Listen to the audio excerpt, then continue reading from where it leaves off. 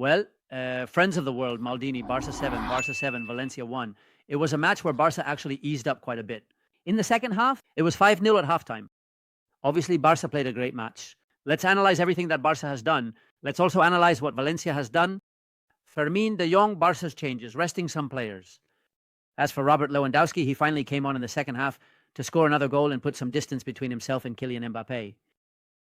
In short, there's a lot to analyze from this match. You all know that tomorrow we have the Despejados program at 10 p.m., a program that we do thanks to Fibers, which is the social network for soccer fans. You already know we really needed a social network for soccer fans.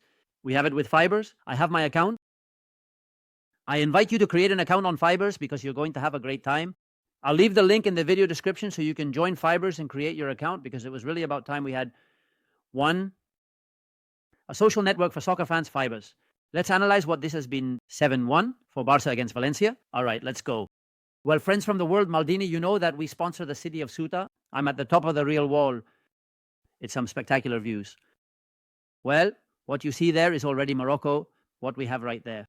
It's Morocco right here to my right, as you can see, and it's impressive. The cathedral, the Plaza de Africa, it's a marvel. Right down here is the Caliphal Gate, which you've seen in another video. You have to visit Ceuta because it's a city that captivates you, something you wouldn't expect, and it's fascinating. The history of this city, the views, the monuments is impressive. Really, you have to come. We're going to talk about the match. All right, let's go, friends from the world, Maldini. Valencia came in as they did. It's true that they've been competing a bit better since Corberan took over the bench. They were competing a bit better. But today, Barca scored a goal on the very first play. It went to 2-0 very quickly. And from there, Valencia took some risks. The defense has pushed forward at many moments. And for Barca, it was a real festival. A very comfortable match. You're going to get the Barca ratings tomorrow because obviously Barca played at a very high level. Extremely high in speed, extremely high from an individual standpoint. 2 goals from Fermin, fantastic finishes. Fermin's first goal is a pass from Cubarsí. Spectacular. Fermin brings it down. It's a marvel. The first goal, a great pass from Lamine Yamal. And Raphinha's finish is also spectacular. What Raphinha does is spectacular. With that control and that immediate shot, well, obviously Barca played at an extremely high level to score 7 goals, and I think it could have been more. It could have been more. In fact, they had more chances. It could have been an even bigger rout. If it's not outrageous, this one is. Let's analyze. Before we continue, you already know that I have all the South American U20 here on your Mundo Maldini channel with all the footage. Today, I mentioned on Cope that Pablo Montero's son made his debut yesterday. The player from Juventus, who is at Juventus too. There's a lot to analyze from this South American U20, but let's get to what concerns us. Szczesny in goal. I want to talk a little bit about the topic. Then during the video, Koundé, Barcieri, Garcia, and Valde. He left him out of the team today to rest Araujo, Casado, and De Jong. He couldn't play. Pedri was not called up due to gastroenteritis, and I hope he will be ready for the match against Atalanta. Of course, Raphinha, Lamine Yamal, Fermin has left Gabi out and has left Lewandowski out to make way for Fermin. Then at the end, Robert Lewandowski came on. I think that seeing the scoreline, he would be regretting not being a starter because, of course, he would have probably scored a few more goals, and Mbappe is already right on his heels in the top scorer race. That also, of course, matters for Lewandowski, obviously. Valencia, a match to forget. Mamardas Billy, you all know that they will soon be playing at Mestalla, a cup match. Among them too, Fulkir, Yarek, Tarega, and Gala. He started with a 4-man defense, but quickly changed it. Pepe, Luis, Javi Guerra, Diego Lopez, Rioja, Almeida, and Hugo Duro in a 4-4-1-1 formation. The thing is, with how the match was going, it didn't take long for changes to be made. Corberan tried to ensure that the thrashing was not scandalous, which it finally was, and he did exactly that. This has put Rioja on the right side as a wing-back, and Gaia a bit higher up on the left. But, well, everyone was back, obviously, and Barca. The thing is, Valencia pushed their defense up a lot, and Barca took advantage of that. The first 2 goals were scored with balls of very high quality. Logically, the defense was quite high up. I already said it.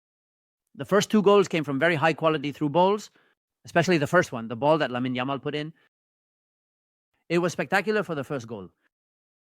Raphinha's goal, which it's a wonderful finish.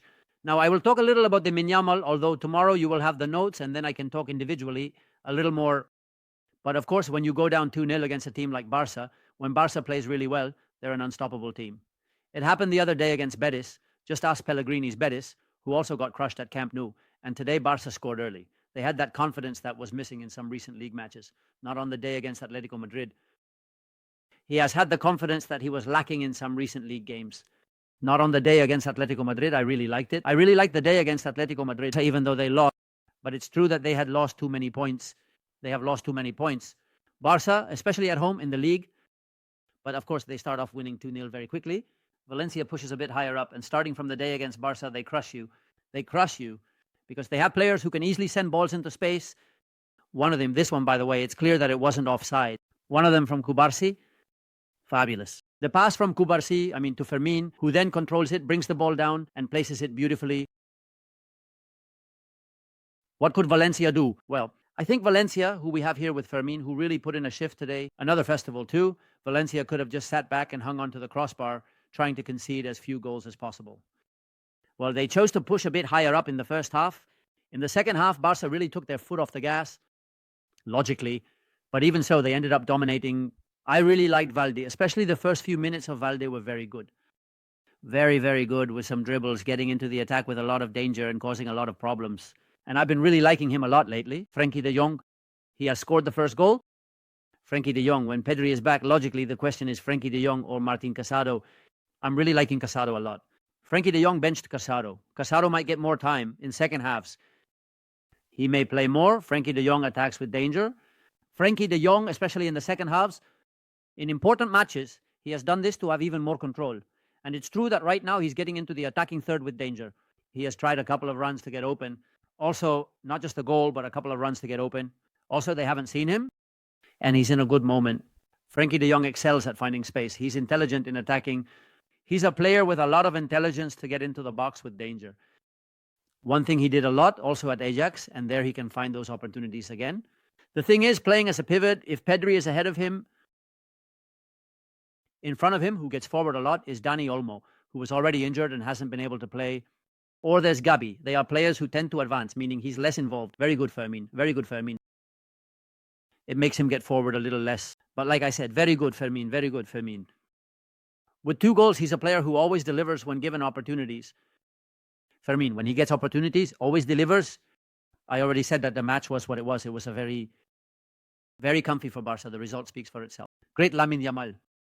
Lamine Yamal is a footballer. He tried a dribble running, defense ahead, and if it works, it's just the best. If that dribble works for Lamine Yamal Maldini, it's just the best. He didn't pull off that dribble.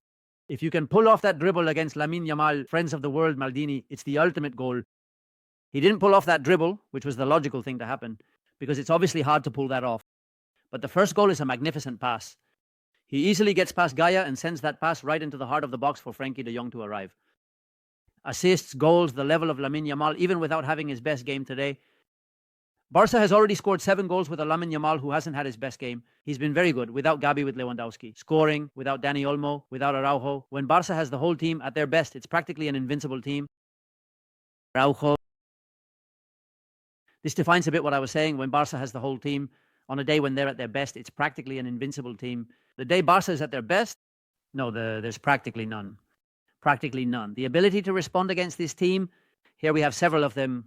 Koundé has been more discreet today. Koundé, by the way, there's a controversial play, which is a penalty. It's a clear penalty, of course, that Szczesny commits. But before the penalty that Szczesny commits, there's a foul that I think is a foul. We've been discussing it on Cope. I think it's a foul by Gaia on Koundé. I think he runs over Gaia over Koundé. He recovers the ball, then continues the play, and that penalty is very clear. But of course, logically, the foul on Koundé happens much earlier. And there was also another play, controversy. Today, Valencia is unlucky in practically anything. Controversial play. A penalty could have been called for Casado on Hugo Duro. It seems to me that he sweeps the ball. I don't think so either. Penalty. Honestly, I don't think so either. Penalty. I know that these two plays in a match that has ended 7-1 doesn't really matter that much. By the way, Fermin didn't want to celebrate the goal he scored. He did well. Then he had a very clear chance that he also missed. Fermin just didn't want to celebrate the goal. Logically, he went past Valencia's goalkeeper and, well, he scored that goal. This is the goal by Robert Lewandowski, who came on in the second half to try to score, which he achieved, and thus be a little further away from Kylian Mbappe, which he has accomplished. He scored a goal, a good run, a nice cross shot. It was 7-1, and that's how the match ended. Friends of Mundo Maldini, it was 6-1, sorry. The 7-1 was an own goal. But anyway, 7-1 for Barca, a result that says it all. Great match for Barca and Valencia. Now what? Now what? Friends of Mundo Maldini. It seems hard to believe today, but Valencia was improving. They were close to winning in Seville. They had beaten Real Sociedad. But these 7 goals, let's see how it affects them mentally. To what extent do they destroy a team, as Pedri Martin was saying on Cope? While we watch the phenomenon Lamine, Pedri Martin was saying it wrong on Cope. They need to get to approximately 39, 40 points, which is more or less the area where the team could be saved, because the teams at the bottom are winning. They're racking up a lot of points. They would have to have a final stretch in the second half of the season that has already started, almost at a European level, and that's very hard for him to do, for him to be able to do it. I'm not saying it's impossible, but it's very complicated for him to do it. Let's see the upcoming matches in case they have played at the same time. And anyway, today Valencia came out absolutely shattered from Barcelona. Let's wrap up with the match stats. Here you have it with the friends from Flash Scout.